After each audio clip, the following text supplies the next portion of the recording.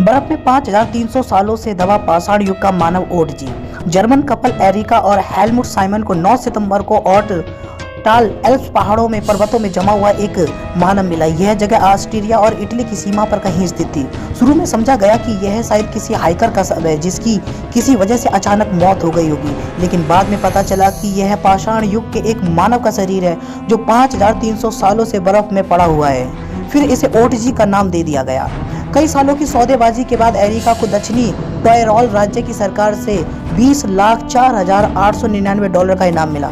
तब तक उनके पति का देहांत हो चुका था। वो पहाड़ों में हाइक करते हुए एक हादसे में मारे गए थे, जिसकी वजह से ओटजी के श्राप जैसी बातें भी चली निकली।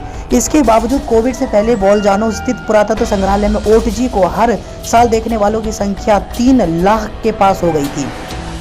ओटजी के शरीर को संग्रहालय में 99% आर्द्रता वाले एक बर्फीले कमरे में रखा जाता है। उस पर नियमित रूप से रोगाणुहीन पानी का छिड़काव किया जाता है। अगर शरीर में कुछ बदलाव हुए तो उनका पता लगाने के लिए एक तोलन यंत्र भी लगा हुआ है। इसे निरीक्षण के लिए सामान्य तापमान के माहौल में कमी लाया जाता है, और वो भी बहुत ही कम समय के लिए। इस तस्वीर के जरिए कल्पना की गई है कि ओटजी कैसा दिखता होगा।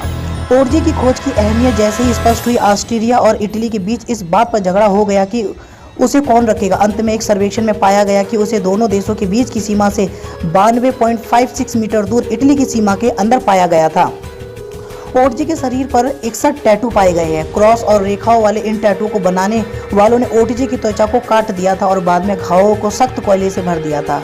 यह काफी दर्द भरा तरीका रहा होगा। ओटजी की मौत उसके कंधे में एक तीर के लग जाने से हुई थी। जब उसके शरीर की खोज हुई, वह तीर भी उसके शरीर में गड़ा हुआ था।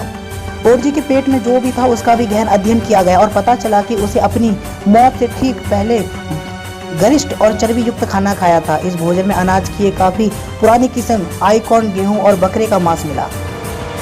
ओटजी को ऐसी कई स्वास्थ्य समस्याएं थी जो आज भी पाई जाती हैं। उसे दांतों का खराब होना, लाइफ बीमारी, शरीर में पिस्सू होना जैसी समस्याएं थी।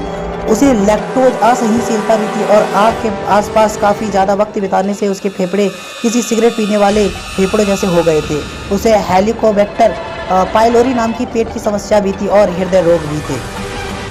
ओटजी के बारे में और लोग जान सके इस उद्देश्य से अप्रैल 2016 में इसकी एक प्रति बनाई गई, यानी कॉपी। इटली के यूरिक रिसर्च सेंटर के शोधकर्ताओं ने एक 3D प्रिंटर की मदद से राल का इस्तेमाल कर उसकी एक कॉपी बनाई। इसके बाद अमेरिकी पेलियो आर्टिस्ट गैरी ने उसकी बीमारियों को उभारा।